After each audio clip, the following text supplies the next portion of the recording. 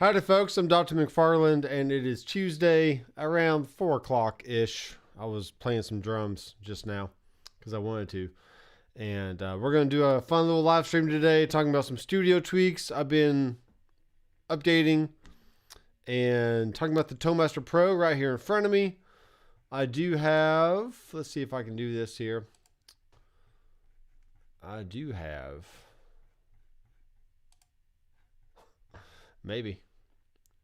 Maybe I do have. There we go. I have the ToeMaster Pro control app in front of me here. And it's easier to have a camera, versus having a camera over the desk and all the stuff. So I can show you some tweaks there. It's mainly going to be about scenes and some of the complaints I've been seeing from a few ToeMaster Pro users that they claim that the scenes isn't quite what they expected, which is fair. So we'll talk about that, and we'll also take your questions. So please, guys, let's look at me right here. If you have any questions and you don't want to be totally bored in this live stream, then leave a comment over there in the little chat box, and I'll say hi. We'll talk back and forth a little bit. I can answer some questions that you might have about recording, any kind of guitar stuff, digital modeling, amplifiers, pedals, pedal boards, literally any kind of gear question that you have. So y'all come on in, we'll have some fun. And I'm going to dial in another preset real fast just because I can. All right, so let's go back and we'll just go over here to 192. And in the recent, whatever update this is, I don't even know what it is. In the recent Fender ToeMaster Pro update, they have updated the Friedman amplifier, and this thing is a beast of an amp. And they also added a bunch of bass amp options in here, which is awesome. So the Super Bassman Vintage, Super Bassman Overdrive, the Rampage Blue Line, and the 66 Flip Top. Now, just to throw this out there, the Blue Line and the Flip Top has been in the headrest for years. And it's kind of the go-to amplifier for really any modeler, because the Rampage Blue Line is essentially the SVT head, which is, I don't know why, it's just the quintessential head that every bass player wants to use, because it's a nice tube head and has the warmth and all the stuff. So it is what it is. We can go into future videos on how to dial in those amps and whatever else. But for now, let's go find this FBE 100. And this will be fun. And I'm adding the head specifically. Well, I can technically do this. Let's just do this. I'll go ahead and make this a half stack, because I'm not really going to add anything else to it for now. This will be fine. But typically, I would add a head and then a cab, so that way I can add another head that might be a cleaner option, and then switch between those within with a foot switch, or within scenes, or switch link, or whatever option that we have. So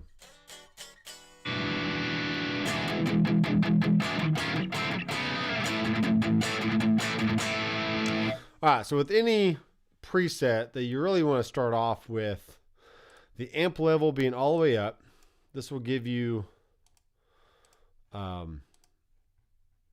good amount of volume from the get-go.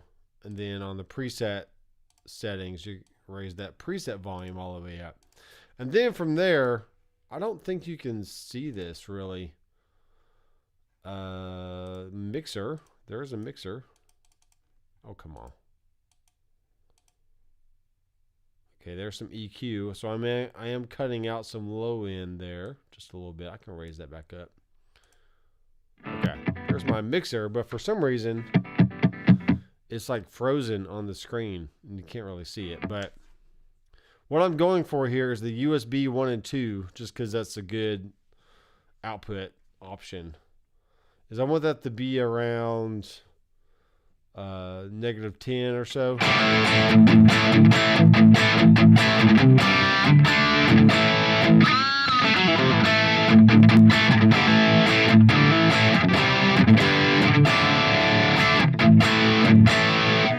In the LED segmentation, there's a spot where it goes from green to yellow. And there's really not, I mean, on the Fractal and some other units, there's similar things. Like, you know, on the headrest, there's a 0 mark. And I try to have my LEDs go up almost to that 0 mark, maybe 1 or 2 LEDs below. Just a good general measuring stick so I can kind of know what the volume of this preset is, and if I need to lower it, then I can.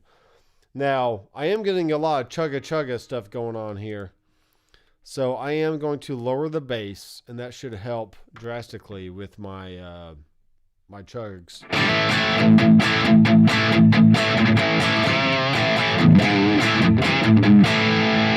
Okay, not too bad. That works. All right, so what else do we have here? We have gain, master, treble, middle, bass, presence. Then on the second page, there's a lot of flippy, switchy things here that I've never owned a Friedman. I've never read the manual. I really don't know what they do. I just flip one and see how the sound changes. So the HBE is currently off.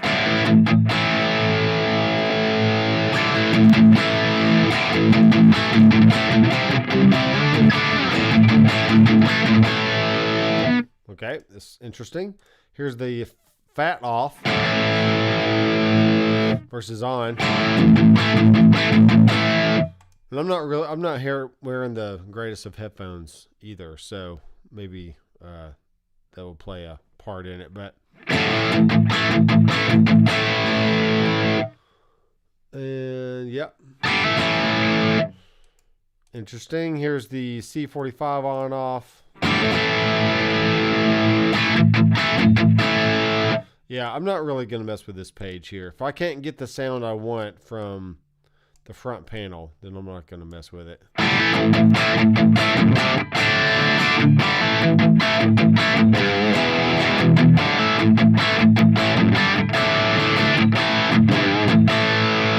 Okay, now that's just a good basic amp, but the next thing that you can do is go to your cab settings, and we currently have it set to where the mic is on the cone and it's right upon the grill. I mean, it's 0 inches away from the grill. So we're getting a lot of proximity effect right now. And what you can do is pull that back. So the farther back the microphone, the more high end you perceive or you're going to get, because now you're not getting as much proximity effect, which naturally adds a lot of bass to the sound. So okay,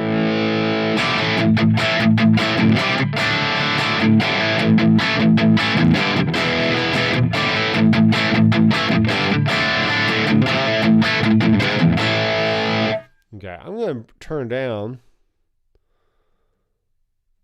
my master volume here on the ToneMaster Pro because I'm clipping my preamp over here.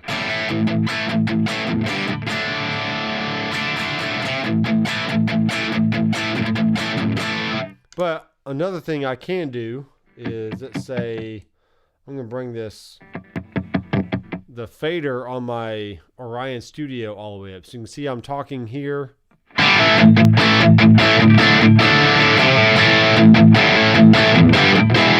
But I'm not clipping. So this is a good gain stage option for all you people that worry about gain staging and whatnot.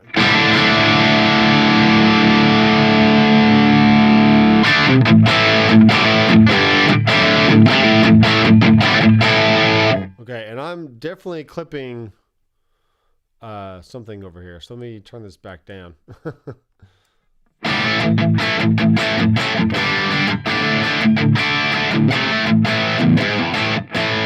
Okay, what I was just seeing there was my little mixer here that goes to my live stream.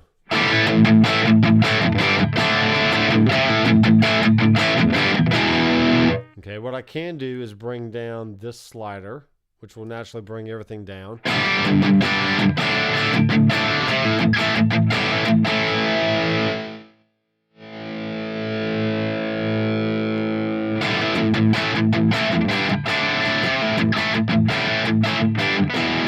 Okay, so this is really a lesson on gain staging, and there's a lot of factors that go into a studio setup, or even a live stream setup, or even a live band setup at a venue, or whatever you're dealing with, or whether if you're recording or whatever. So my headphones are at a certain volume, and if I'm not hearing myself enough, then I need to simply just bring up my headphone volume, which is an option. Okay.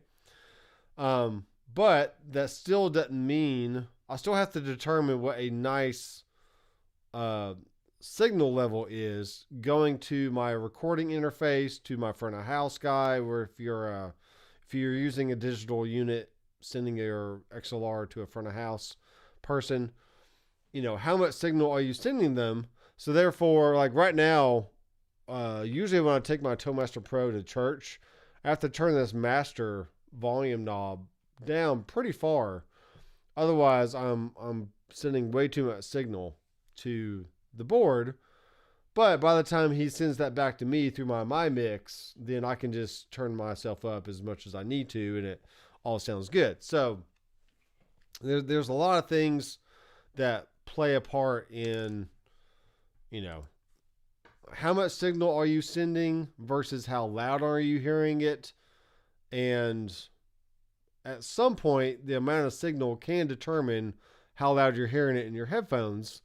But once you get to a certain point of negative 10 dBFS, or usually the negative 18 dB is a good signal for analog devices. But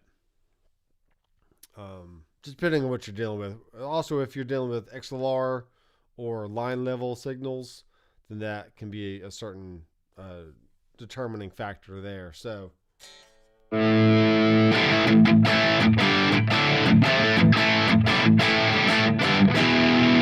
okay, so looking at my levels here,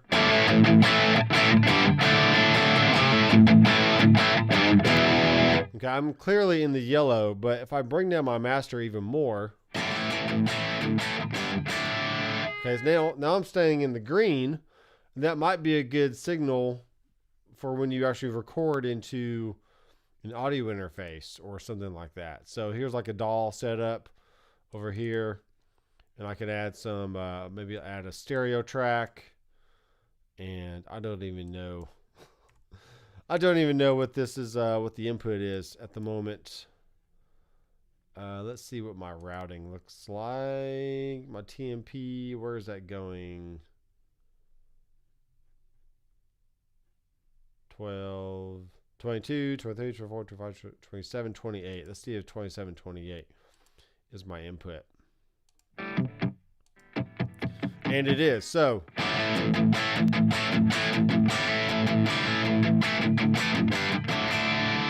all right, now looking at this level here, if I bring it back up, let's see what happens.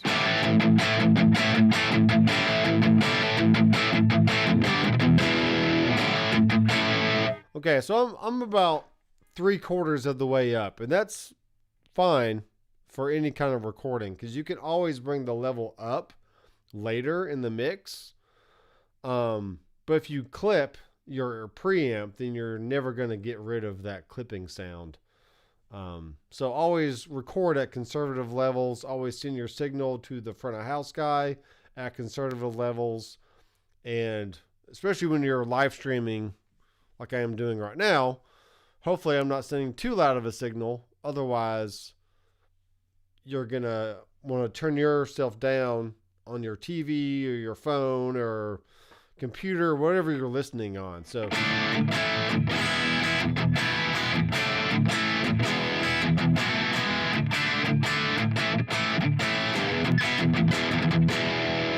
there you go. So you can also see my signal on the record page here. This So I got 2728 right here.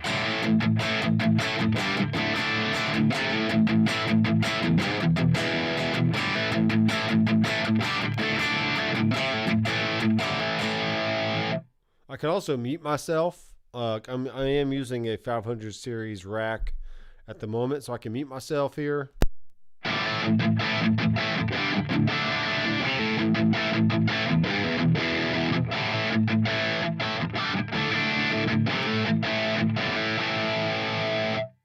Okay, so that's just the guitar with no room mic, essentially. Now, eventually, I might get one of those little boxes that I can plug my mic. It's like a through-put. It's like a through box, essentially, to where it has a switch. So I can step on it, and it'll mute my mic. So when I'm playing, you don't hear all the clicky of the strings and all that stuff, which might be an option in the future. All right, so let's take a look real fast at what I'm doing here in the studio. So I have a drum set right back here, which you can't see.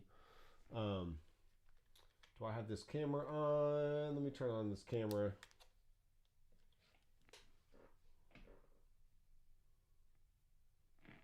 Yeah, it's gonna be dark. It's gonna be too dark. Gonna be too dark. That's on 200 right now.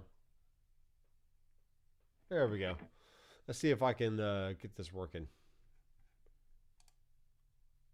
Nah, it's upside down. It's currently upside down.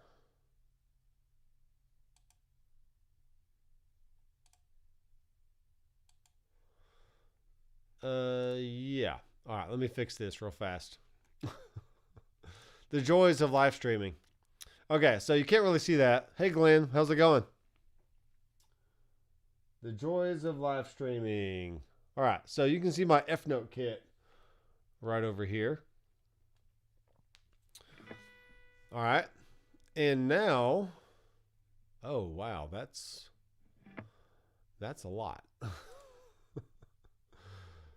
Let's turn all this off. Okay, maybe not. Bada bing, bada bing. Okay, that's the F-Note kit. So what I've done here is the kit can be used as its own interface. The problem with that is if I set the DAW, my DAW, or my recording software, to the input of my F-Note 5 as the interface, I can't use any other microphones. And that's not a good thing. So what I've done here is I've made an aggregate device, which on Mac or Apple computers is just a way to combine many different input and output sources and then combine those together as one aggregate device. And I can even rename this maybe. Let's see, I can name it like, no, I can't rename it right now. I'll rename it later. So I can do something like that later. Oh, there it goes.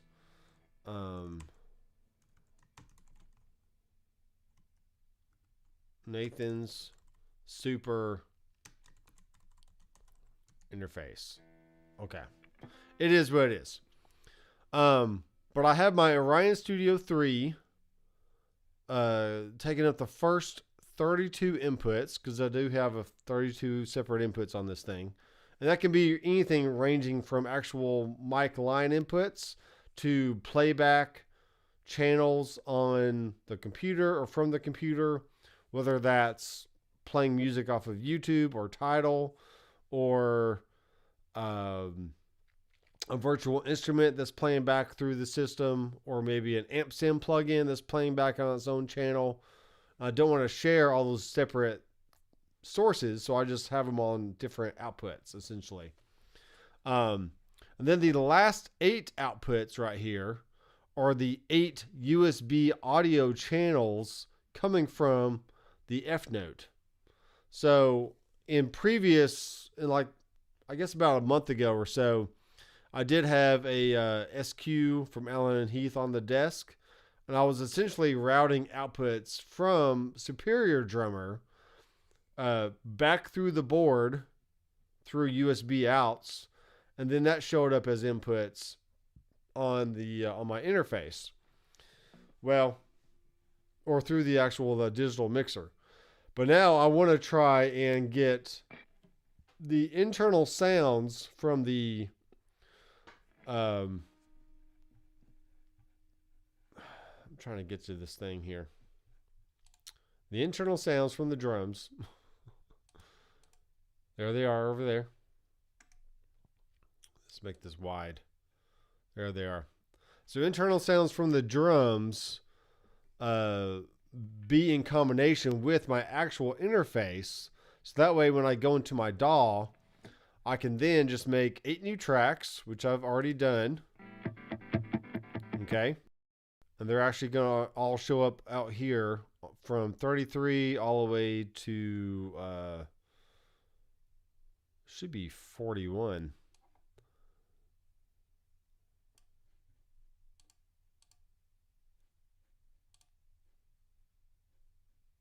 Something just happened.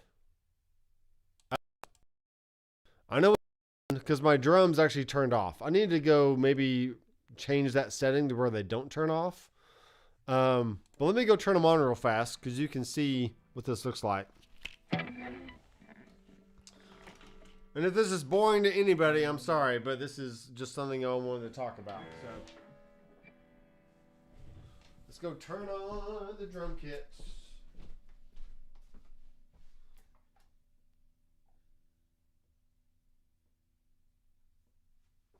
Okay.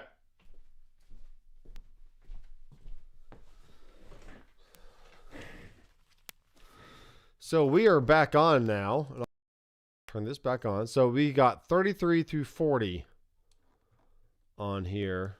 And we got 33 through 40. So that is 1, 2, 3, 4, 5, 6, 7, 8. That is indeed 8 inputs. Okay.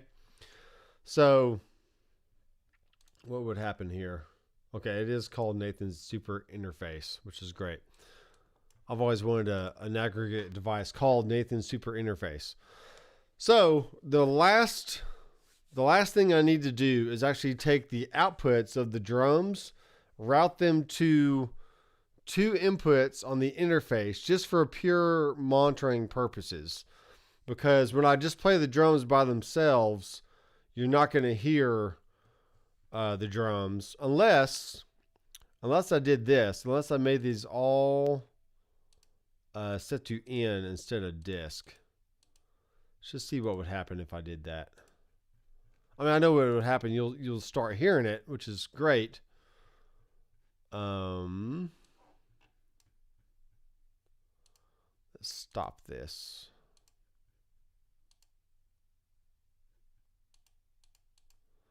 Weird. Yeah, I knew that would happen. I've been changing interfaces back and forth, so Mixbus was not being happy about that. But anyway, regardless, as long as I have 2 inputs come from the drums back to my actual Orion Studio interface, that can be used just for monitoring, and then everything going into the DAW is being recorded on its own separate channel: kick, snare, overhead, left and right, toms 1 through 3, and then the hi-hat on its own channel.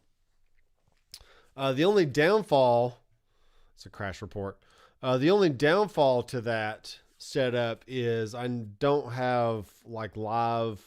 Well, I kind of do.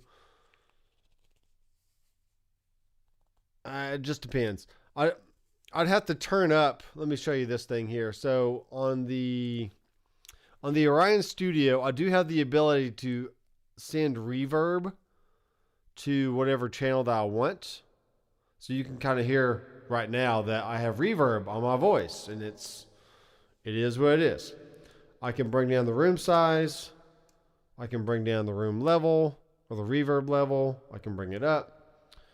There's early reflection, late reflection, pre-delay, yada yada. There's different color. So yeah, if I was playing drums and I wanted to hear a little bit of ambience going on with the drum kit, then that's a way to do it. So yeah, it is what it is. But I was having an issue with the cymbals triggering the sound of the cymbals in Superior Drummer 3 and then not really responding exactly how I wanted. So now I'm in another experiment mode to where I'm just going to use the sounds on the F note just straight off of it and then see how the recording sounded at that point. I can do some compression, some EQ, add some reverb in the DAW itself to add some ambience. And yeah, so that's what I've been doing with that. And you're still seeing my drum kit back there. So if you're not really worried about recording tons and tons of stuff, let me show you one more thing. This is kind of cool. I just saw this. I could add the ToneMaster Pro to the aggregate as well. And now the ToneMaster Pro will have its own inputs and outputs. And I can have that be a totally separate input on top of the input channels I already have on the Orion Studio. But I'm not going to worry about that. Not going to worry about that at all. All right, so let's go back here and let's talk about Tac-O-Bout. I'm gonna swap this back because I can. I'm gonna swap it back because I can. All right, let's switch this out.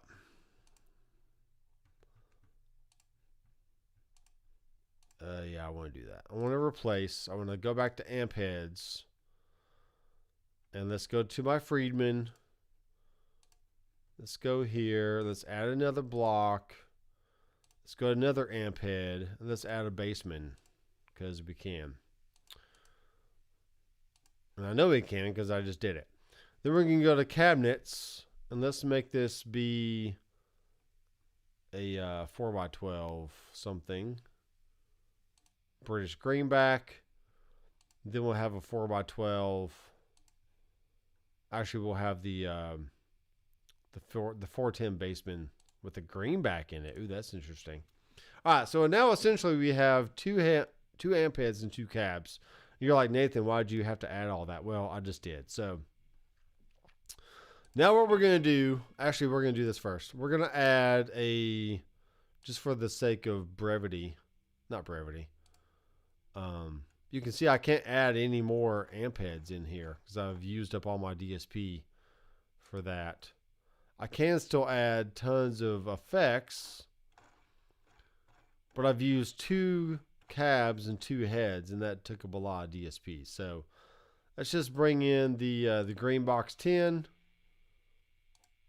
And I really wish I could click on that and then just it turns off, but you click on the whole thing and it selects the whole thing, which I'm not a fan of. That's one thing I do like about the Headrush versus the ToneMaster Pro or whatever. So, all right, what are we doing here? I'm going to make my first scene. And this is going to be scene 1. I'm not going to be too fancy. And I'm actually going to turn these things off and then save it. Okay. So this is going to be my scene 1. And I could turn that off and it goes back to the bass, which I want to keep these off. Let's bypass that. Okay, save that. Okay, so now I have my bass and I have my scene 1 I can go to, or I can also click over here to go between my bass and my scene 1. But so far, nothing has changed. Okay. Now for my scene 2, foot switch assign, scene 2. Let's make this a different color. Let's make it yellow because we can. Now I want to turn off and on this stuff and turn off the fender and the cab. And we'll press save on that. So now I got two different scenes I can go between. Okay. Not too bad. Let's make sure we clean this up. Maybe add some bass, lose some mids, bring up some treble.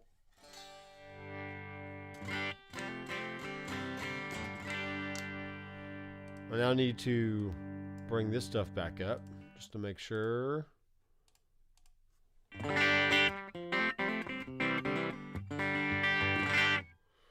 Okay.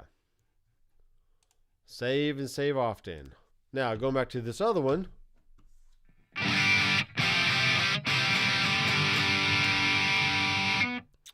Rock and roll. Let's turn this down. We can lose some gain.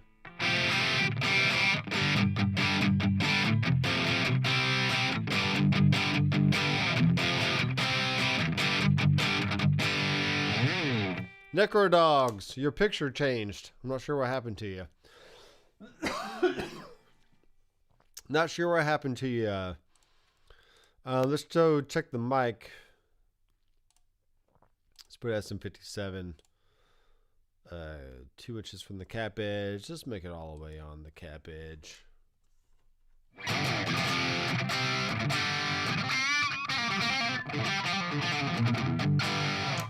I don't know why I'm showing my drum set over here.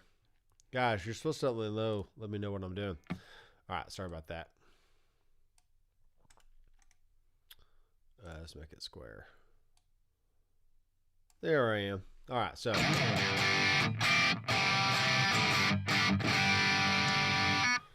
And we can also bring up the high pass filter, cut out a lot of that low end, bring down the high cut, which will cut out a lot of the high end.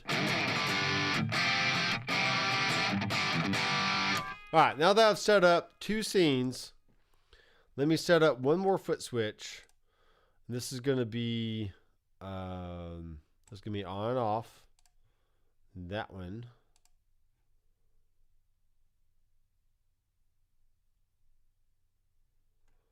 Let's see what I can do here. Let me first show you what happens, and then we can experiment a little bit. So, if I turn on the green box while I'm on scene 2, then I hit scene 2 again. Okay, I've actually just gone back to my base scene, and the green box did turn off. Okay, I guess that's good. But if I leave the green box on, notice that I turn the scene 2 back on, and my green box still was on, or turned back on as well, because it really remembers whether things are on or off, like right that moment. So I can't just like go here, hit save again, and then if I turn that on and then go to scene 1, okay, green box turned off, which is good. Go back to scene 2. Let's make sure this is right. I'll make sure I'm not crazy here. Scene 2 is on. I turn on the green box. I go over to scene 1. Okay, the green box turns off. But when I go back to scene 2, the green box is back on. Okay, so essentially it makes whatever scene that you were just on, it makes it dirty, which really just means that you've changed the preset at that point and you have to resave it to be something different. So if I go to scene 1, it's great that this turns off because I don't really want it on at that point. But it'd be no different if I had a clean scene on and then I turn on a delay and then I went to scene 2 that didn't have the delay on. Well, if I went back to scene 1, then that delay will still be on, but maybe I wanted it off or vice versa. So this is really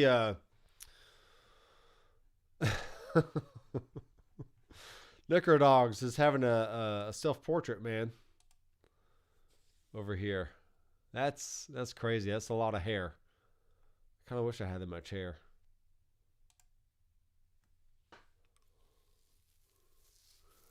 New stuff. New stuff for which unit? I think you're a headrush guy, right?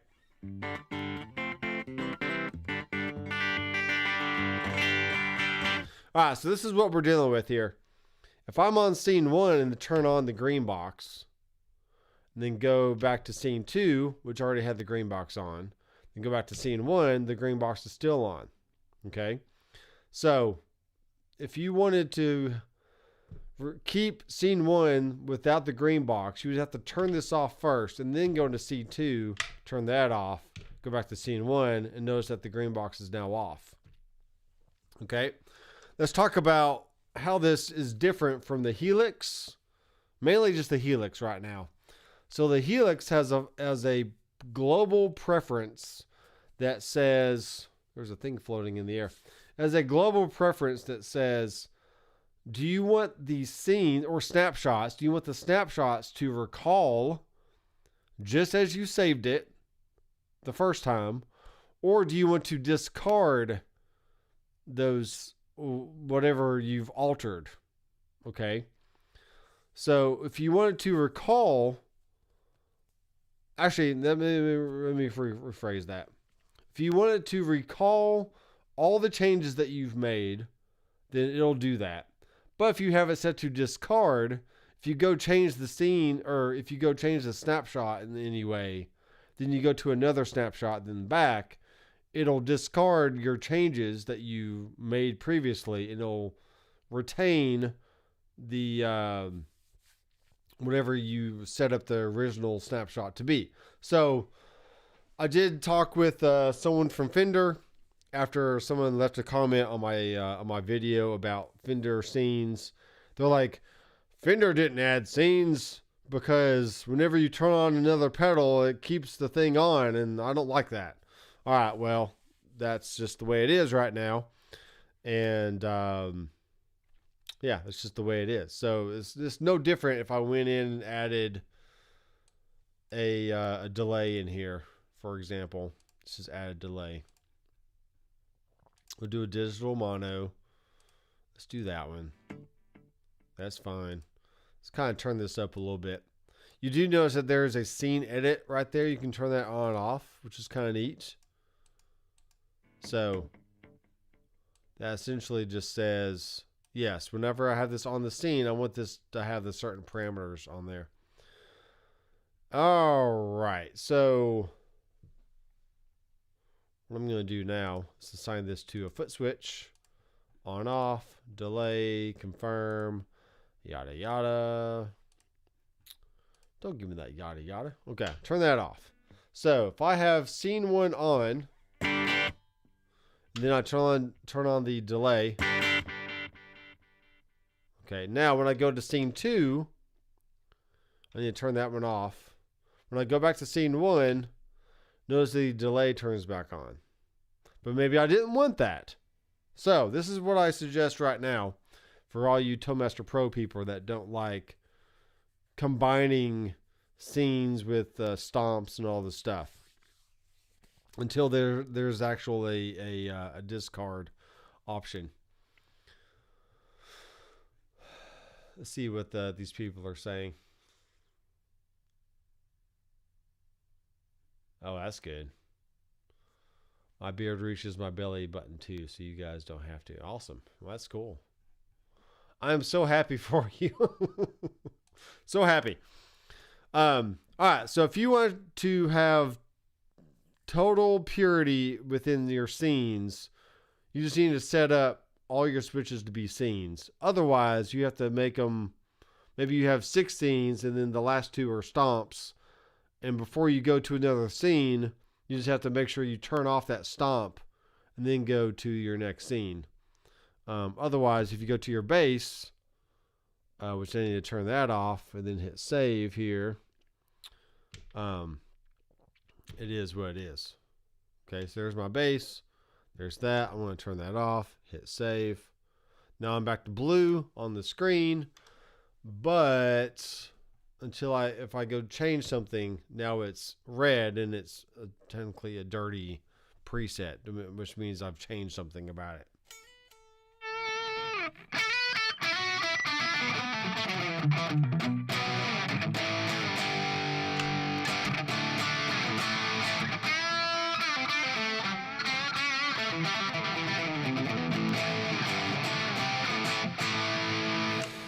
I do have an idea or a plan to show how to set up scenes on the headrest, the Toastmaster Pro, and the Helix. I don't have a fractal anymore, though I was looking on Reverb last night at the FM3 and FC12 foot switch, because I was going to go that route just to have the fractal set up, but I just decided to sell all of it because I was just done. I was just done with it. So that was when was that? I probably sold it off all in like February or something, and then the gapless switching came to the Fractal FM series, I think in March or just shortly after I sold it. But I was like, you know what? It just wasn't worth the hassle of dealing with it all. So I just moved on from the Fractal stuff. All right, one more thing here. Let's add a reverb. And I do like the cloud verb, even for a general sound.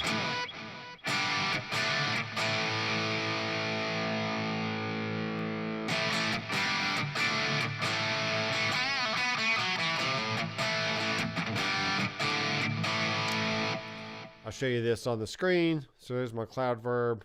So if I go to scene 1, it's still on. That sounds interesting. Let's turn the mix down. Let's diffuse it. Let's turn the tone down. Turn the decay down.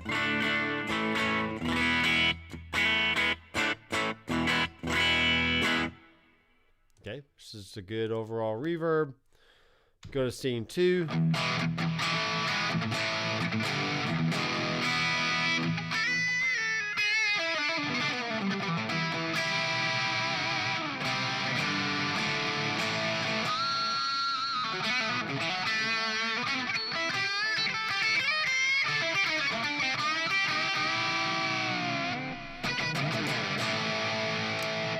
Okay, there's that. There is all that. I think I need a tune. By the way, I am playing my Kiesel CT6 in Autumn Burst. I got another CT6 over here that I might be selling soon. I saw this on the website. I was like, hey, is that for sale? And it was, and so I got it. So this is basically my PRS killer. Let me make this a little bit bigger on the screen so you can see it. Yes, sir. So this is a beauty. And it was a little, I mean, it's expensive, but if you had the same kind of option on a PRS, it would have been like $4,000 or something. I did not pay $4,000 for this guitar. So I felt it was a good deal. It was a good long-term investment. It kept me from wanting to buy a PRS guitar. Which, no offense to PRS guitars, but I just like this one. So.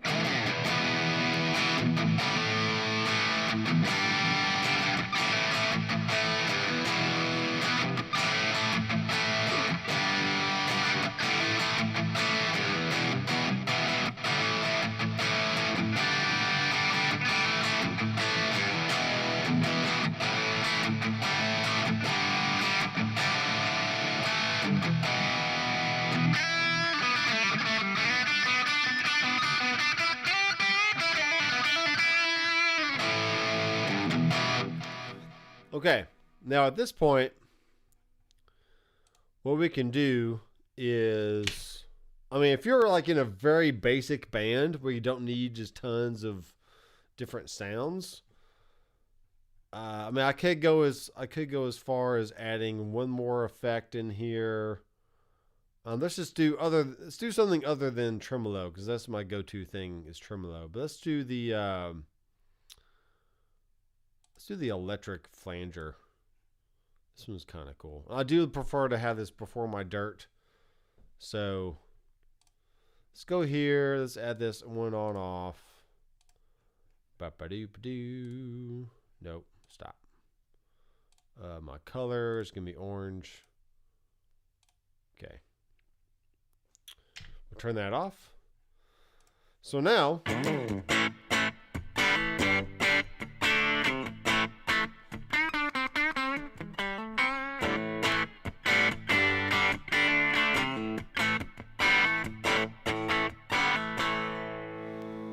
Okay, now when I go to my scene 2,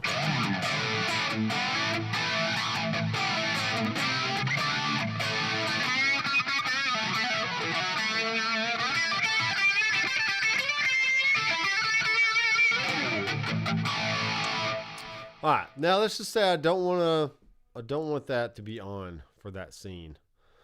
But I can go create another scene. So let's move these up here. So we can have 4 scenes across the bottom and maybe some stomps across the top. So let's do another scene. This is going to be scene 3. And this one I will have the electric flanger on. Why did it do that?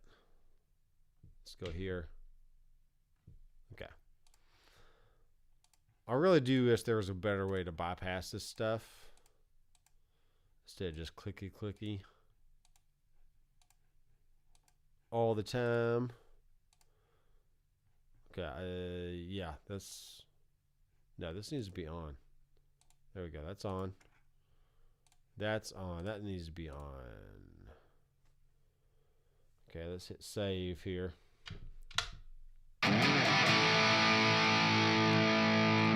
Let's turn off this delay for this scene. Alright, so now I technically have a clean. Then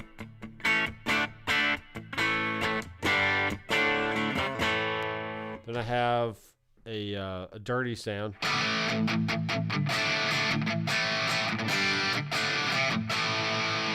And then I have a same dirty sound with delay and electric flanger.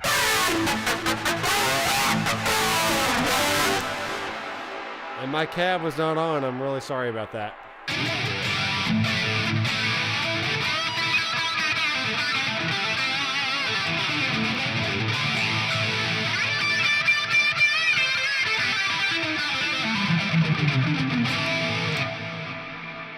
Wow, we are swimming here. Yeah, we're swimming. Let's turn that down. Turn that down. And we'll save it. Alright, so that seems like a lot of work. It's really not. If I wasn't talking and teaching at the same time, it would take me just a few minutes to set all that up. But that's just a different workflow than what the Helix has versus what the Headrush has versus what the Fractal has and the Quad Cortex. And I think that's all. There's mainly 5 units. So you got Toemaster Pro, Headrush, Helix, Fractal, Quad Cortex. There's like the main 5 that, you know, are the main modeling units. Then there's like, I would hate to say lesser companies, but there's the Hotone stuff. There's all the other things that, like, well, there's Boss. Okay, there's 6. There's really 6. There's Boss in there as well with the GT 1000, GT 100, all those things. I'm not a fan of the Boss digital modelers though. I've played with them in the store. I've never owned one and brought it home. I just didn't like the workflow and the lack of scribble strips over the switches and all the different stuff. So I never got into the Boss digital modeling. Though if you just kept it real simple, then I'm sure it'd be fine for just a basic player that wants good sounds from a Boss unit. But I think there's other units out there like a Helix or a Toemaster Pro or a Headrush that can get the job done just as good.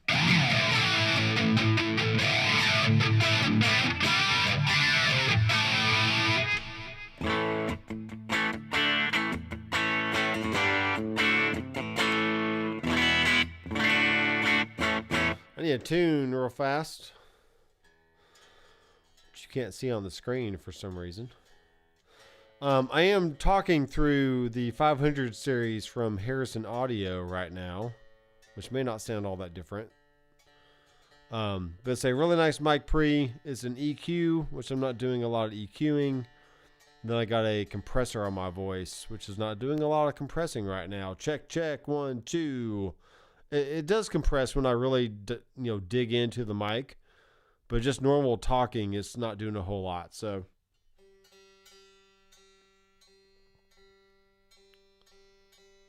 and we are gonna have tacos tonight because it is Taco Tuesday.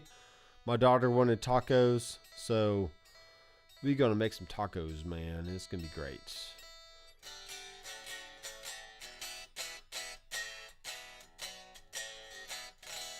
Which is about 5:03. I started technically this stream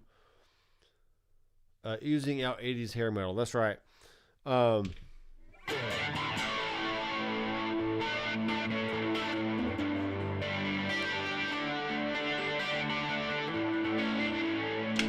That's the bass sound.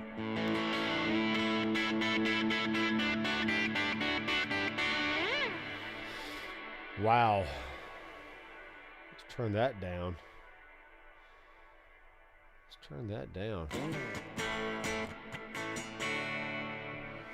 Let's go back over here. Let's actually do this on the screen so you can see what I'm doing. Let's turn the mix down, turn the decay down.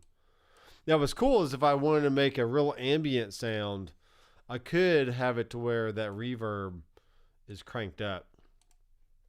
Let's go ahead and do that. I saw another request saying, hey, it'd be great if we could actually copy like one scene to another and then alter it so we don't have to start all over with stuff. And I concur. I would like that as well. So there's scene spillover. There's scene MIDI, which is, wow, that's cool. Got different MIDI channels. MIDI channel 1. Program change. MIDI CC number. I mean, that's just beautiful right there. That is beautiful. All right, so going back, we do want to have this amp on. We'll make it a little louder, a little more crunchy. We'll go to this delay, crank up the mix, and we'll take the reverb and we'll turn the mix there as well as the decay and the low dampening. And then maybe turn up the depth of the modulation, like so. We'll save it. Okay.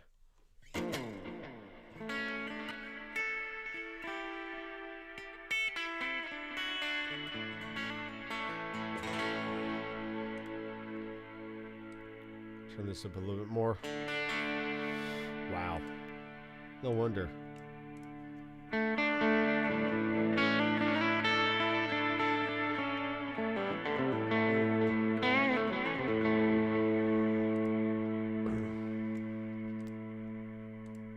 Make sure all these things are up. And it's not.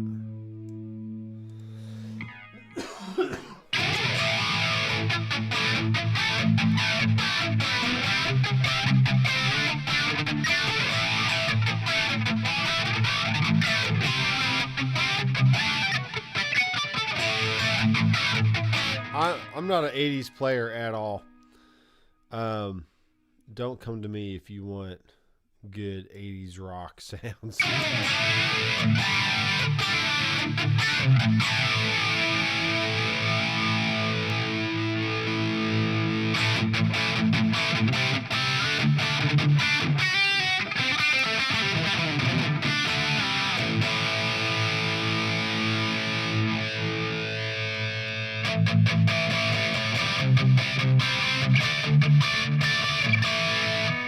So we got flange or filter.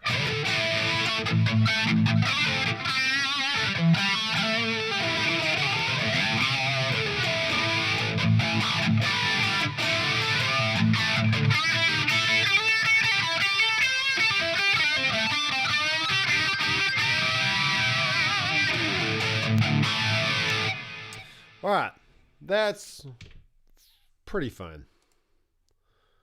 That's pretty fun. I do have a Toastmaster Pro presets download product on my website. It's a one-time $20 fee. If you want to help support the channel and you're a Toastmaster Pro user, then you can download this preset I just made. I'll go tweak the names a little bit, make sure, just clean it all up a little bit. And you get all the other rigs that I'll put on there in the past, present, and the future. So,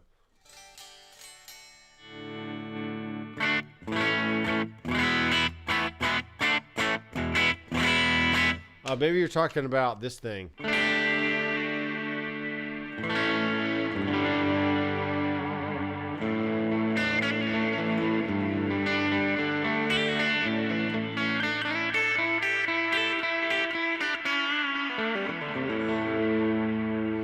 I know, Necro Dogs, you're big into the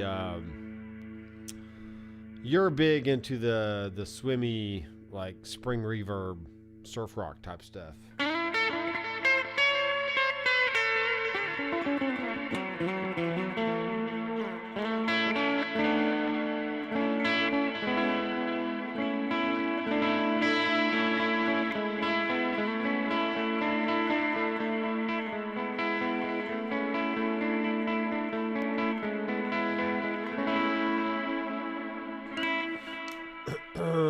All right, in the stream here, I'm gonna switch guitars real fast because once again I can and I want to.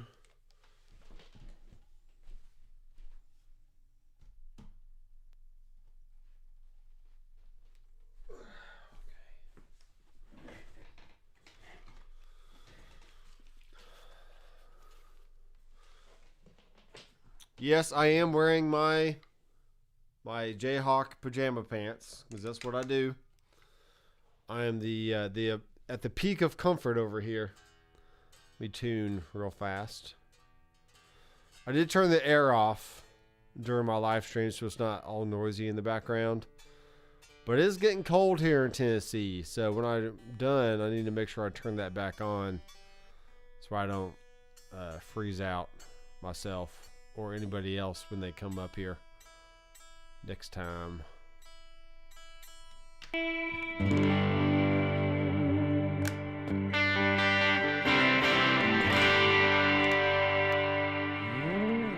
Merman, guitar, bass, instrumental stuff. Yeah, I'll check out some Merman. Let's just do that right now. This is Merman. The Merman, maybe. Ocean Beach.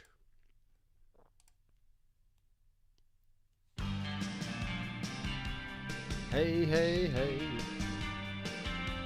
From 1988. Yeah. I'll check that out a little bit later. Do do do do do do.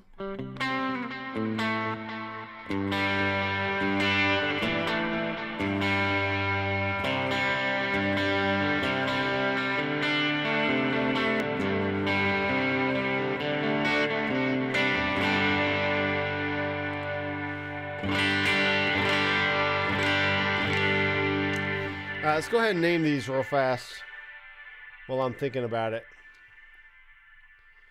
I can do it on here. Scene name. This is going to be ambient. And let's change the color to blue, because that's fun. This is shred flange, because that's what we do. This is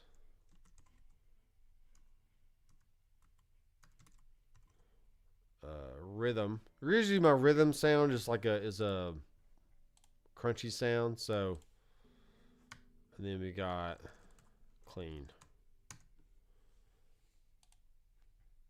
which I'm going to actually change that color as well. Let's make it green. All right. Save it. So now we got clean.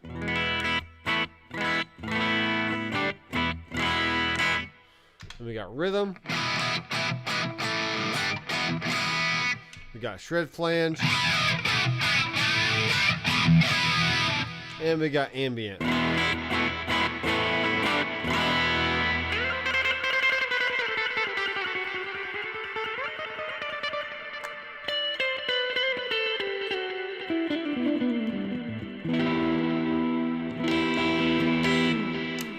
All right, let's go ahead and name this. What are we going to name it here? I need to name it. Oh, we need to save it first. This is going to be called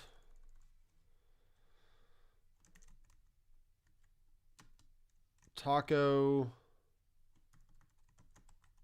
Live Preset. Because we're stupid like that. All right, now to actually export these things, you just click on it. You have to do this within the control app. But go click on it, export preset. Then I'll just put this on the desktop here. And that'll be fine. Now what we can do, I'll show you the back end. I'll show you let's do this real fast. Let me log into my website here. And I'll show you how I add it to a product. So this is podia.com. This is what I've used the last at least 3 years to add products to a website. I was using WordPress and something, I can't remember the name of it. But I didn't like that anymore. I didn't like how that was set up. Once I found Podia and started watching the videos, I was like, all right, I like that. I like that enough. So what we'll do is we'll just drag and drop the files. If I can find the files. Let's close this down. See, here's my Doc 3 scene presets. Okay, Taco Live preset. So all these I gotta do is just drag and drop. And there it is down there on the bottom. Okay.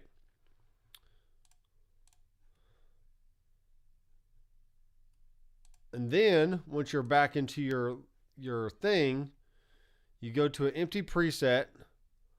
We can drag and drop this on there. And now you see that it has Doc 3 scenes on 193. So we just chose the next open slot there. Okay, so that's pretty easy. It's just drag and drop. You just click on that. Click on that, export, then drag and drop whatever you had back in, and it adds it to the next open slot. Okay, so that's how you add. Well, that's how you, that's how you purchase my presets. If you want to help support the channel, I'll click done. I'll go here. Let's view the product. And now there's 10 files in my thing there. So someone's asking, how do we import the preset onto ToneMaster Pro? Well, I literally just showed you. But I'll do a clean video, maybe like as a YouTube short or something, so you can go check that out. But that is about it, folks. I appreciate everyone for hanging out. And let's look at Stephen Whitney's question here. So what's the sound difference between the Fender ToneMaster Pro and the Headrush Prime? Just curious what your thoughts are on that. No sound difference at all. They both sound great. They both sound great. I do like some of the reverb options on the, let's go here. I like the reverb options on the ToneMaster Pro.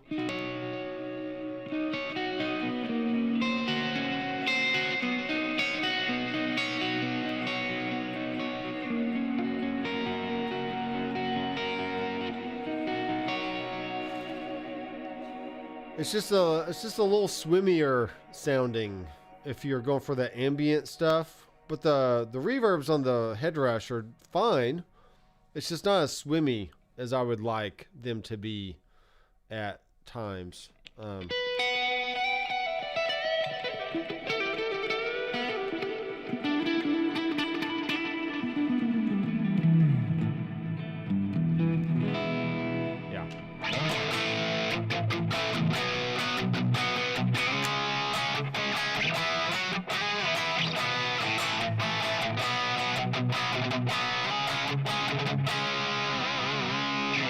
I mean, obviously the workflow is a little bit different because you got the whole, you can actually see what the thing looks like. You can reach out and grab. You can turn the actual physical knobs, which is just different. But the Toastmaster Pro is, I mean, even is double the price of the headrush core. And the Prime you can get for around $9.99 right now. Sometimes you can find a B stock or warehouse sealed for $8 something, which is a steal. So it is. I mean, the Toastmaster Pro is double the price of the headrush units, but with that, you're getting a smaller. You're getting essentially 10 switches on a smaller unit. And you can still add your own expression pedal to it if you need to. But if you just want a smaller unit, then you are paying for that convenience. And you're paying for all the Fender amps that Fender are known for. And, the EVH stuff, which is great. So, yeah, I mean, I could use either one of them in a live situation just fine. And but I am glad I have the Toastmaster Pro. It's a very fun unit to use, and it sounds great. And I can dial things in just how I want. And so yeah, so be on the lookout probably this week, on a video comparing how to set up scenes and or snapshots on a Helix, a Toastmaster Pro, and a headrush. So you can kind of get a glimpse into not really the struggles, but just the differences in setup and approach, and how these different companies just made decisions, and this is what we're left with. So if you're interested in that, then be sure to subscribe to the channel and click the bell. We got Necro Dogs here. Ask another question. I'm going to do some laps in the Lamborghini Hurricane. Oh, he says, have a good one. I thought you said I have one. Okay, great. Well, yeah, go have some fun in your Lamborghini, because why not? Hey, if I had a Lamborghini, I'd go driving around in it too. So, yeah, be sure to check out some videos coming out tomorrow through Friday. I'm basically doing 4 videos a week now. I was going to try to just do one video, like one pre-made video and one live stream, but I've decided, it's like, you know what? It's not really that much work to do 4 videos a week plus a live stream, which would be 5 total. Then I have the weekend off. So I basically sat down a few nights ago, cranked out a bunch of headrush videos. Now I'm going to do the same thing with the Toastmaster Pro, do the same thing with my Helix, maybe do like a studio style video once a week-ish, depending on what I'm feeling like that week. I might do one on my drum setup, for example, or start reviewing this Antelope Audio Orion Studio interface over here. So just tons and tons of options for video content, and 4 videos a week, that should give you plenty entertainment and information. So if you have any questions throughout the week, then be sure to just comment on any of my videos. You can go to my website and send me a direct message. I can get that through email, and I can respond back. But yeah, it is 5:22. Let's go make some tacos. You guys have a great night, and I will see you in the next video. Keep rocking.